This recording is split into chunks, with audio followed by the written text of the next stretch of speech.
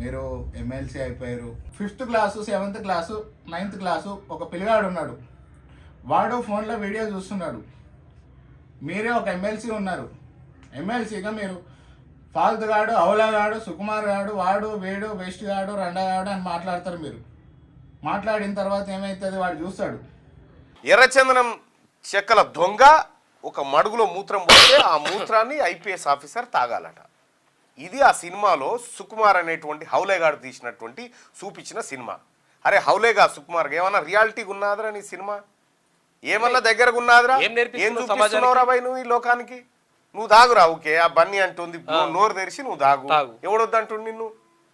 సిగ్గుండాలే వెదవా. యాడుంటాడు వాడు హౌలగాడు? బేకర్గానే ఉన్నావు. ఏం నేర్పిస్తున్నావు? ఏ ఊర్రా నీది? ఏం నేర్పిస్తున్నావు ఈ సమాజానికి? ఏం మోటివేట్ కావాలి? అవలగాడు ఫాల్తు. ఇప్పుడు మీరు విమర్శలు చేయరు. విమర్శలు అనేది ఉండాలి, బరాబర్ ఉంటుంది. ఎవరైనా సరే విమర్శలు చేయాలి.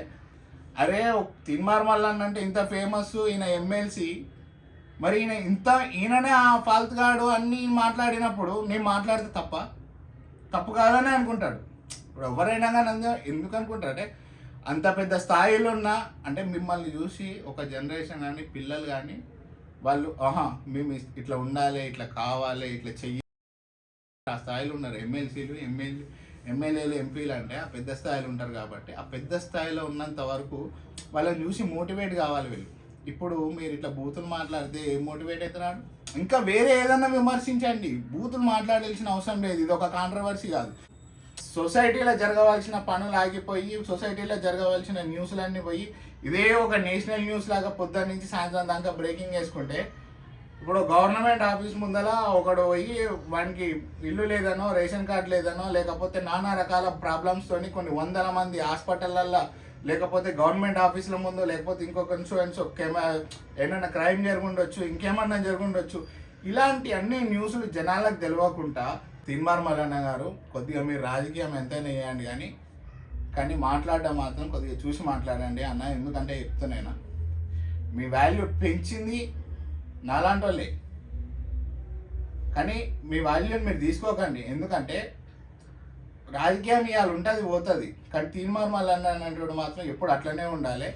ఏదో ఈరోజు 2 రోజుల రాజకీయం వచ్చింది, ఈరోజు కాంగ్రెస్ పార్టీకి అనుకూలంగా ఉన్నా, ఈరోజు నేను మోడీ ఇష్టం వచ్చినట్టు మాట్లాడాల్సిన అవసరం లేదన్న. ఎవరు ఎక్కడుండే, ఎవరు ఎక్కడి వేరు, ఎవరు వచ్చిర్రు అనేది తెలుసు, అందరికీ తెలుసు మన జాతిలో. నేను నిజంగా చెప్తున్నా, నువ్వు ఆ స్థాయికి ఎదగడం చాలా సంతోషకరమైన విషయం. కానీ వద్దన్నా, మనకి ఏం జరిగినా కానీ మన లెక్క ఉందాం. మీరు విలువైన నియత్ గల రాజకీయాలు చేయరు, మంచిగా మాట్లాడరు. మంచిగా మాట్లాడితే చాలు.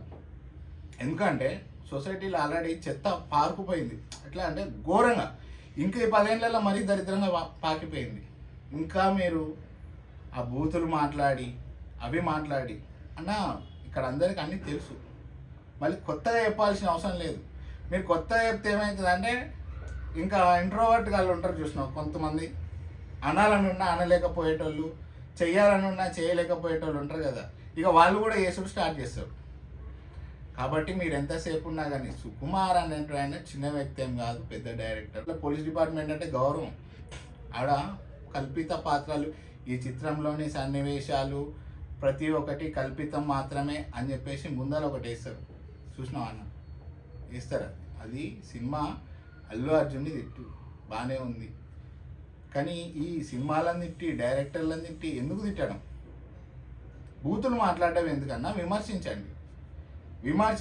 అండ్ ఇది పెద్ద నేషనల్ న్యూస్ కాదు, ఇది గుర్తుపెట్టుకోవాలి. ఇక్కడ అసలు యాక్చువల్గా బాబుకి ఏం జరుగుతుంది అనే దాని టాపిక్ అంటే గవర్నమెంట్కి అల్లు అర్జున్కే గొడవ ఎక్కువ ఉంది అనే టాపిక్ మీద పోతుంది.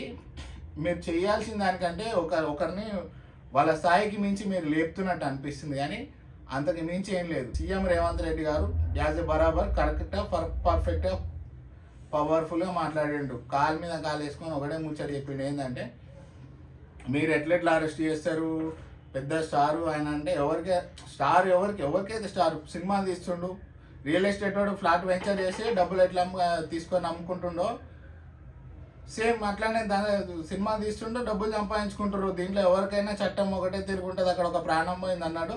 రైట్, మంచిగా ఉంది, మంచిగా మాట్లాడండు, ఓకే, అంతవరకు ఓకే, బాగుంది. కానీ ఇదే పట్టుకొని గుంజి దాన్ని తిట్టడం అనేది అవసరం లేదు, తిట్టాల్సిన అవసరం లేదు. ఎందుకంటే ఫిల్మ్ ఇండస్ట్రీకైనా గవర్నమెంట్కి ఎప్పుడైనా కలిసి ఉండాల్సిన అవసరం వస్తుంది.